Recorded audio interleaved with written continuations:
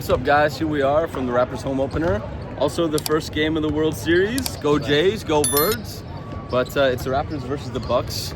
Giannis is in town. That's right, Giannis is in town. Obviously, we're going to show you guys a bunch of the behind the scenes. We talk to players, we watch them warm up, the whole 9 yards. Any thoughts before we get going? No, go Jays.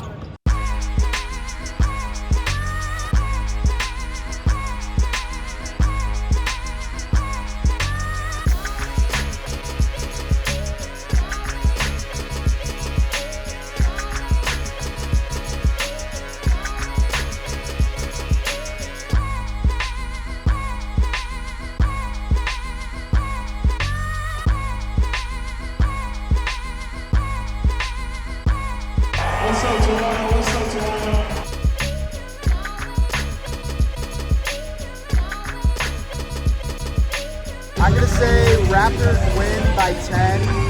Giannis makes it close in the third and fourth, but they pull out the win.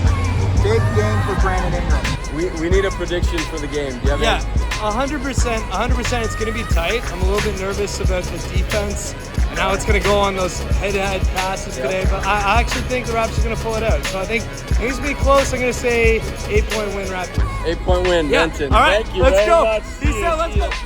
Hey everybody, welcome to the vlog. I'm Samson Folk of Raptors Republic. I'm joined by Es Baraheni of the NBA Daily Show. Yeah. I've been capturing a lot of the sights and sounds, but you saw them as well. Yes, yeah. The Raptors lose their home opener in what was a game that I think went well in some respects, but also completely fell apart at the end. The defense, firstly, it was bad. Yeah, it was really bad. Yeah. The offense, while it was good, Had and moments. Brandon Ingram really lifted it for a time. Yeah. Jamison Battle had a nice stretch. They got some looks. They didn't hit them. The end was a fumble, basically. Yeah. What were your thoughts on it? Two very different games. If you compare the Hawks game versus this one, they couldn't stylistically impose themselves on defense like they did in the Hawks game. Mm-hmm. That same ball pressure, I mean, the way that Giannis was working in that first half especially, I think he had 10 of the first 16 points or 12 of the first 16 points for the Bucks. He was getting to the free throw line. He was being aggressive. I think that pressure allowed him, honestly, to get to the basket more frequently.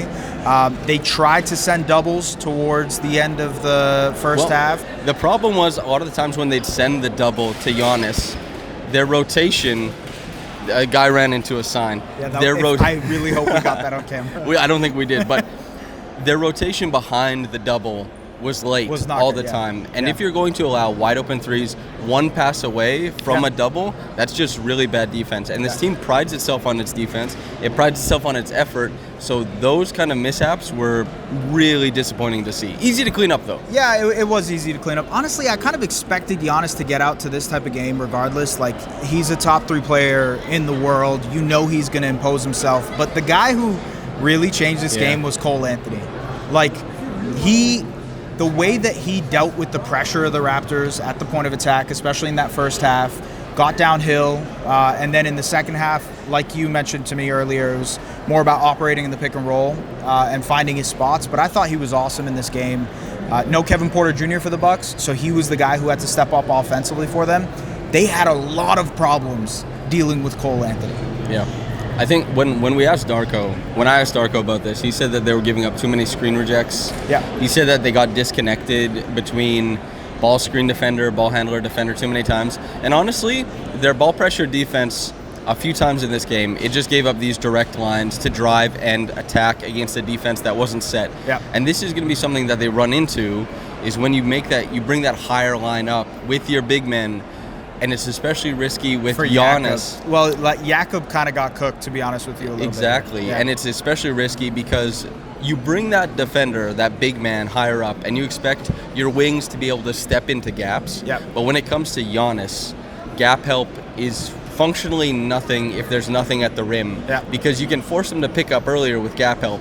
But if there's nobody waiting at the rim, he will step to the rim, unlike there's like 2 guys in NBA history who do it as well as him. So the Raptors were up against it in this game. Yeah. Miles Turner didn't even play well. He's pretty bad. Yeah, he was. And honestly, the best defense that we saw, and this is no surprise, the best defense that we saw on Giannis was from Scottie, where he was fronting him and then he would anticipate the pass over top. There were a couple of possessions, especially in that second quarter, and we'll talk about like the muscle thing that Scotty did to Giannis, which, yeah, he did one of these.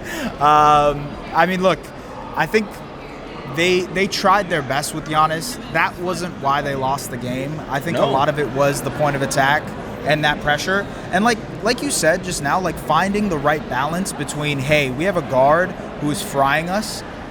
What are we going to do to stop that?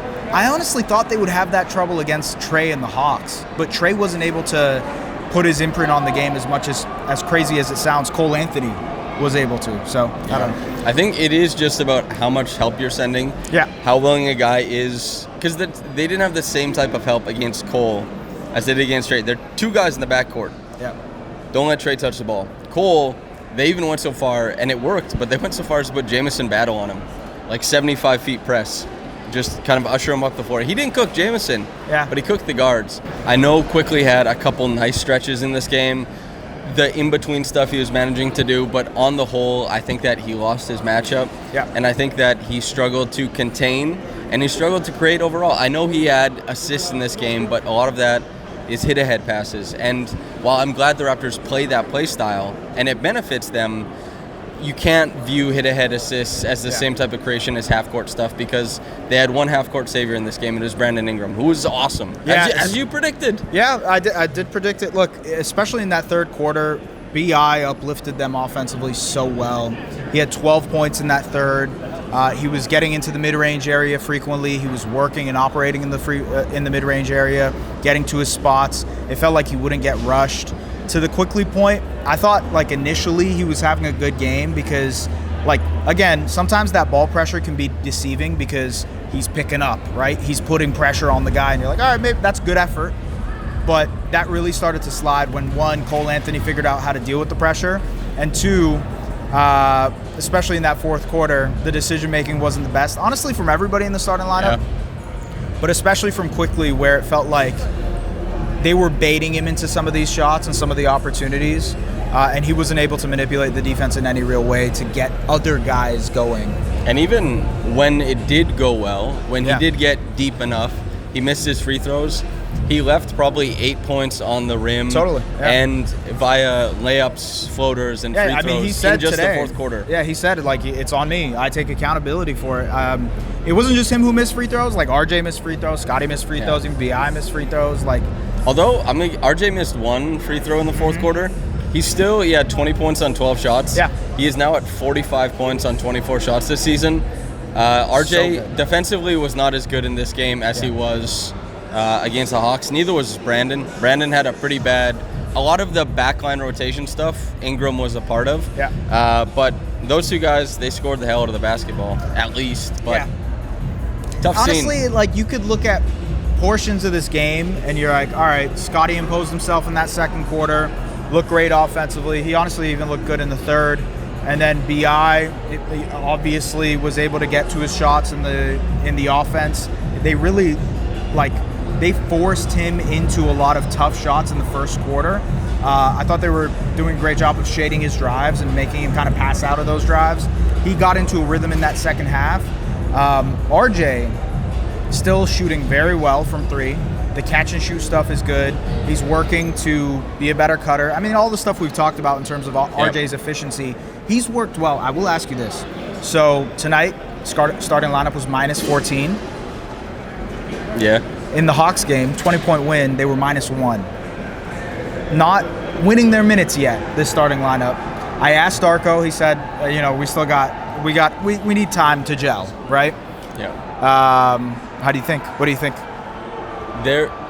Everyone has to find their role. I think the Jays scored or something, by the way. I hope the Jays scored, but everyone needs to find their role, and some of that requires ego death a little bit. Some of that requires proof of concept from the team, because everyone comes into this season like, this is my role, I can do all this stuff. Yeah. And then what's going to happen around 12, 15 games probably is Darko's going to have hard conversation with guys who even are performing well, but it's still like, hey, what's happening here, it doesn't cut it, because this isn't about numbers. This is a winning team.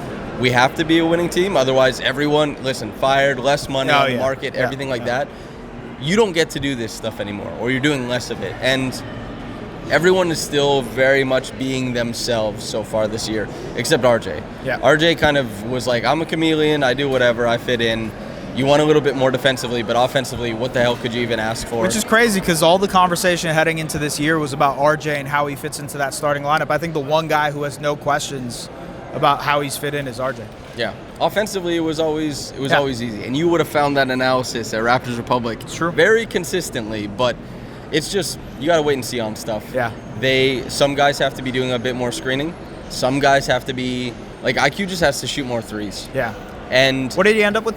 Four attempts? Five, yeah, that's not going to cut it. And I know he's not shooting them well, but it's that, like Darko said after the game, he doesn't care if he makes them because he will make them, which sounds like it's an oxymoron, but it's like he has to show that belief, and IQ should have that belief. Yeah, he really should. He's that level of shooter, and he bails teams out when he runs off the line, especially if he's attacking like just a single closeout and he's running. It probably shouldn't be a floater. Yeah. Like most of the time, it should be playmaking or testing to see if he can actually get all the way to the rim. But a lot of the times, he's bailing out the defense, but with that floater, because it's not that high efficiency. It's not the shot you want. And especially if you're going to let the team run you off the line, a 40% three-point shooter, it's worth 3 points, and you're going to turn that into what, like a 48, 50% floater? Yeah. Worth 2? The math is not in your favor at all, man. Yeah, that's tough, man. And like, you talked about the math battle in general. The Raptors got dominated in the math battle today. They got out-rebounded. The Bucks took more shots. They won in the second chance points opportunities. They scored more points in fast breaks. If a team isn't going to shoot the ball well, which the Raptors haven't so far, they got to rely on winning the possession battle constantly, and they have not been able to do that. They weren't able to do that against the Bucks. I think part of that is the size of Milwaukee. Like, they had to deal with Giannis. They had to deal with Bobby Portis. They had to deal with, like, a bigger front court than what the Hawks provided, even though the Hawks are actually a pretty big team too, you know? Yeah. They're just – Milwaukee's more physical, so that's a difference maker, Well, it's just Giannis. Yeah. Because Miles is not a very physical bit. It's just Giannis is a different guy. And Miles had a bad game. Yeah. Giannis is a different level of guy. Yeah. And Scotty gave himself a pat on the back, was like, I think I did a good job on Giannis. It might sound absurd given Giannis' stat line, but Scotty did a pretty decent job. Yeah. And the Raptors, they did also the starter stuff. Giannis is out there too. They really did win the minutes where Giannis wasn't out there. Yes. And that matters, especially with this Bucks team. Caitlin Cooper, the world's #1 basketball analyst, texted me and said, Giannis looks like the tattoo of yours with these Bucks. It's true. That is true. Yeah. It's Miles Turner. They functionally paid him $50 million because they waived Dame, creating an obligation so that they could sign Miles for, 25 or 27, I think, 27.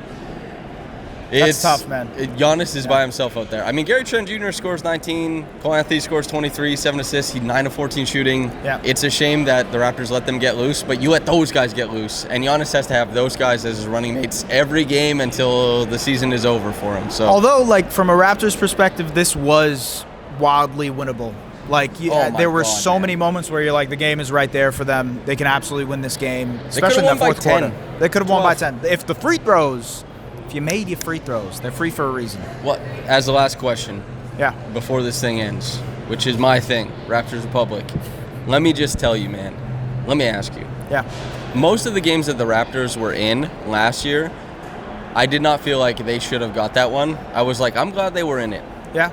Do you feel the same way? Does that matter to you? Yes, I think it does matter, especially because I think they're going to be competing with Milwaukee for positioning in the East. I would say so. I think they're probably going to be, Milwaukee's probably going to be, if they don't change their team, in the 6, 7, 8 range, maybe worse. Giannis has to be so insane. Yeah, he has to be what he was today, which was like 30, 20, and 7. On unbelievable shooting as well. Yeah.